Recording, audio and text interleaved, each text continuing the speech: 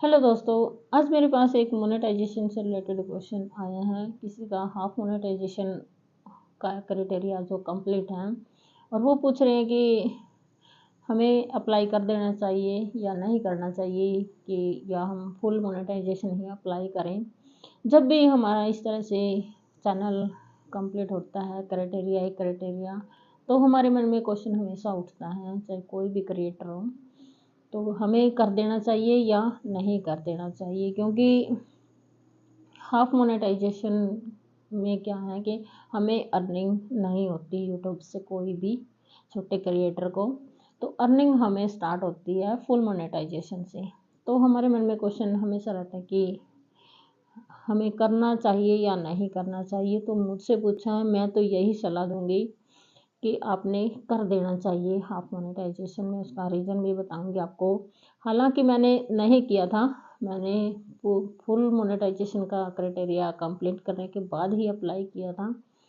तो पर मुझे मेरी गलती का एहसास है। मुझे लगता है अब कि अगर मैं उस टाइम हाफ मोनेटाइजेशन कर देती अप्लाई, तो मेरा चैनल 1 महीने पहले अर्निंग स्टार्ट कर देता। अब मैं 1 महीने बाद लेट हूँ। तो क्यों कर देना चाहिए, मैं आपको बताती हूँ मेरा जो भी एक्सपीरियंस है। तो इस तरह क्वेश्चन हमें पूछे जाते हैं, जो भी हमारे आसपास होते हैं, जिसको लगता है कि हाँ इसका हो गया है और कोई नया क्रिएटर है तो क्राइटेरिया कंप्लीट कर रहा है या वैसे। तो इस तरह क्वेश्चन हमारे सामने आते हैं। बड़े जो क्रिएटर होते हैं उनके पास बहुत ज़्यादा आते हैं, क्योंकि उनको बहुत अच्छी नॉलेज भी होती है और उनको अपना क्या कि टाइम भी होता है इस चीज़ का और एक्सपीरियंस भी होता है। लेकिन जो भी छोटे क्रिएटर हैं और जो कुछ पूछना चाहते हैं, तो हम जैसे छोटे क्रिएटर से भी पूछ सकते हैं। क्योंकि ये क्वेश्चन जो है हम यूट्यूब से डायरेक्ट नहीं कर सकते कि हमें करना चाहिए या नहीं करना चाहिए, क्या क्या पॉलिसीज़ होती हैं, क्या क्या कंडीशन होती हैं। तो वो हमें सारा कुछ नहीं पता। सिर्फ हमें मोटा मोटा सा ही पता होता है छोटे क्रिएटर को कि कैसे हमने मोनेटाइजेशन करना है। अब हमारा क्राइटेरिया कंप्लीट है तो हमने अप्लाई कर देना है। और स्टार्टिंग में इतनी जल्दी होती है छोटे क्रिएटर को अप्लाई करने की कि हम अपना चैनल चेक नहीं करते। हम ऐसे ही हड़बड़ी में खुशी हो जाती है ना, उस टाइम ऐसा लगता है कि बहुत कुछ हमने पा लिया है। और वैसे भी होती भी है, ये बहुत बड़ी अचीवमेंट होती है छोटे क्रिएटर के लिए, छोटी बात नहीं होती है ऐसे 4000 घंटे का वॉच टाइम कंप्लीट करना। तो उस हड़बड़ाहट में, उस खुशी में हम एक बात भूल जाते हैं कि हमने एक बार अपने चैनल का रिव्यू कर लेना चाहिए। तो जो भी नए क्रिएटर हैं, मैं उनसे ये कहूँगी, अगर आप चाहे हाफ मोनेटाइजेशन करवा रहे हो या फुल मोनेटाइजेशन करवा रहे हो, जैसे ही आपका क्राइटेरिया कंप्लीट हो जाता है तो आपने एक बार अपने चैनल का रिव्यू ज़रूर कर लेना, चाहे आपका किसी भी कैटेगरी का चैनल क्यों ना हो। और अगर आप कॉपी पेस्ट कर रहे हैं तो फिर तो आपने और भी ज़रूरी हो जाता है। अगर आपका है खुद का कंटेंट तो फिर इतनी हमें ज़रूरत नहीं पड़ती चेक करने की, लेकिन फिर भी हमें एक बार चेक ज़रूर कर लेना चाहिए। क्योंकि मेरे साथ ऐसा बन चुका है, इसलिए मैं आपको बता रही हूँ। तो मेरे साथ क्या हुआ था कि मेरा कोई भी वीडियो कॉपी पेस्ट नहीं है और ना थी, जो मैंने डिलीट कर दी वो भी नहीं थी। लेकिन फिर भी क्या था कि जो स्टार्टिंग की वीडियो थी मैंने डाल रखी थी अपने चैनल पे, और उनमें क्या था, उस टाइम मुझे स्टार्टिंग की थी तो नॉलेज नहीं थी बिल्कुल भी। तो मैं बोल नहीं सकती थी ऐसे कैमरे के सामने, फेस नहीं कर पाती थी कैमरा।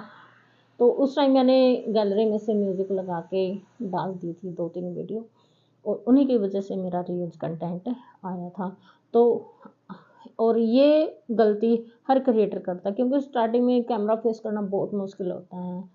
इतना आसान नहीं होता जितना हम आज बोल रहे हैं। उस टाइम सब कुछ कांपता है, हाथ भी, पैर भी, जुबान भी, हर चीज़ कांपती है उस टाइम कैमरा फेस करने में, और सबके साथ होता है। तो आपने अगर इस तरह के, अगर कोई म्यूज़िक ले रखा है लॉन्ग वीडियो पे खास करके, क्योंकि शॉर्ट पे चल जाता है हमारा, लॉन्ग वीडियो पर आपने कोई भी म्यूजिक नहीं लगाना है, और फिर भी आपके आसपास जो भी क्रिएटर है, चाहे वो छोटा है चाहे वो बड़ा है, अगर बड़ा क्रिएटर है तो देखो वो आपका चैनल बहुत अच्छे से चेक कर देगा, उसको हर चीज़ का पता होता है। लेकिन जो छोटा क्रिएटर है वो भी आपको आधे से ज़्यादा नॉलेज दे सकता है। तो आप पूछिए उनसे, आप एक बार चेकिंग करवाइए अपने चैनल की, और फिर आप अप्लाई कीजिए।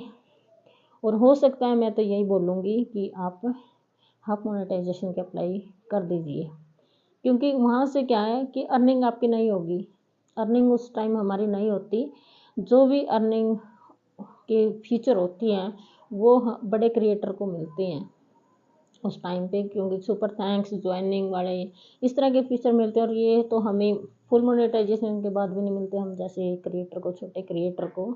तो हमें जो छोटे क्रिएटर होते हैं उनकी मेन अर्निंग का सोर्स क्या होता है, वीडियो पे व्यूज़ कितने आते हैं, कितने वॉच टाइम है हमारा, और उस पर जो ऐड होती है वो, और उनके जो अर्निंग है वो हमें फुल मोनेटाइजेशन के बाद ही मिलती है। तो लेकिन एक फ़ायदा बहुत बड़ा मुझे लगता है ये होता है उस टाइम हाफ मोनेटाइजेशन के लिए, कि हमें अगर कोई कमी है हमारे चैनल में, हमारे कंटेंट में, तो रीयूज कंटेंट आता है, जैसे अगर कॉपी पेस्ट है या कोई गलती आपने की है, कई बारी सेम टाइटल सेम वीडियो पे भी आ जाता है। तो इस तरह की अगर कोई भी गलती है तो हमें पहले पता लग जाती है, और जैसे ही हमारा 1 डेढ़ महीना या 2 महीने या 3 महीने हमारे लगते हैं अगला वॉच टाइम कंप्लीट होने में 1000 घंटे का, तो उस गलती को हम उस टाइम इंटरवल में सुधार सकते हैं। और अगर हमने उस टाइम नहीं देखा, हमने कोशिश की कि हम 4000 घंटे के बाद ही अप्लाई करेंगे, और फिर अगर हमें मिल जाता है रीच कंटेंट, तो फिर हमारा टाइम और बढ़ जाता है। 1 महीने का टाइम यूट्यूब देता है गलती सुधारने के लिए, तो वो 1 महीना हमारा ख़राब जाता है, फिर उसमें हम अर्निंग नहीं कर सकते। तो ये फ़ायदा है हाफ मोनेटाइजेशन का, जो मेरा एक्सपीरियंस है, मेरे साथ ही बन चुका है। मेरा यूज कंटेंट आया था तो 3000 पे मैंने अप्लाई नहीं किया, तो अब मैं सोचती हूँ कि अगर मैं कर लेती तो मेरा 1 महीना बच जाता। तो मैंने 4000 पे किया, और रीज़न मैंने आपको बता ही दिया वीडियो में क्या था। और फिर मैंने अपने चैनल की एडिटिंग की, 1 महीना पूरा मैं लगी रही, पूरा चैनल मैंने खंगाला, एक एक वीडियो मैंने चेक की अपने चैनल की, क्योंकि मेरे आसपास कोई बताने वाला नहीं था, कोई भी ऐसा क्रिएटर नहीं मिला मुझे जो मेरे चैनल को चेक कर सके, जो मेरी कमी को बता सके। तो मैंने ऐसे ही एस्टिमेट लगाया, अनुमान लगाई, और इस कारण मैंने, कोई भी चेकिंग वाला नहीं था, तो मैंने बहुत सारा अपना कंटेंट डिलीट भी करना पड़ा। खास करके शॉर्ट वीडियो मैंने बहुत सारे डिलीट किए अपने, जिस पे मिलियंस में व्यूज़ थे। और जो भी, चलो कॉपी पेस्ट तो नहीं था, मेरा खुद का ही था सारा कंटेंट, और जो भी मेरी म्यूज़िक वाली वीडियो थी वो मैंने सारे डिलीट मारी। और फिर मैंने जैसे ही अप्लाई किया तो 2 घंटे के अंदर ही मेरे पास मेल आ गई थी कि आपका चैनल मोनेटाइजेशन हो गया है कंप्लीट। तो यूट्यूब देखो, किसी के साथ कोई धोखाधड़ी नहीं है यूट्यूब में, कोई ये नहीं है कि इसको मैं प्रेफरेंस दे रहा हूँ इसको नहीं दे रहा। बड़े क्रिएटर के लिए, छोटे क्रिएटर के लिए, सबके लिए सेम रूल है। बस हाँ, फ़र्क क्या होता है, हमारा खुद का एक्सपीरियंस के पे और हमारी खुद की नॉलेज पे फ़र्क होता है। जो बड़े क्रिएटर होते हैं वो ज़्यादा पैसा कमा रहे हैं, उनको ज़्यादा नॉलेज है, उनको पता है क्या कंटेंट हमने डालना है, उनकी फेस वैल्यू बनी हुई है। और हमें इतना पता नहीं होता क्या कंटेंट डालना है, कैसे डालना है, किस टाइम पे डालना है। तो वो अगर डिफरेंस है यूट्यूब की अर्निंग में, तो वो हमारी खुद की नॉलेज की वजह से है। यूट्यूब का इसमें कोई भी दोष नहीं है, सबके लिए अच्छा है, बिल्कुल एकदम सेफ प्लेटफॉर्म है सोशल मीडिया का। कोई भी अपना टैलेंट दिखा सकता है और अर्निंग कर सकता है, और लोगों को समझा सकता है, और अपने फेस वैल्यू बढ़ा सकता है।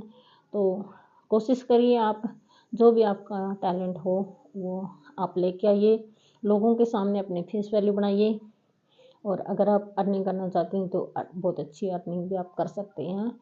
और अगर कुछ पूछना है तो डिस्क्रिप्शन में मेरी जीमेल आईडी दी होती है, मेरा व्हाट्सएप नंबर होता है, तो आप मुझसे पूछ सकते हैं कोई भी जानकारी। अगर आपको लगता है कि देखो कई होते हैं जो, ऐसा होता है कि मेरे आसपास के कोई क्रिएटर हो जो मुझे देख रहा है और उनका नया नया चैनल स्टार्ट किया, कुछ पूछना है, और बड़े क्रिएटर से हम एकदम से, बहुत बार होता है हम मेल कर देते हैं, मैंने भी की थी एक दो के पास मेल, तो क्या होता है कि उस मेल का रिप्लाई हमें कई दिन बाद मिलता है और इतने में हमारा टाइम निकल जाता है।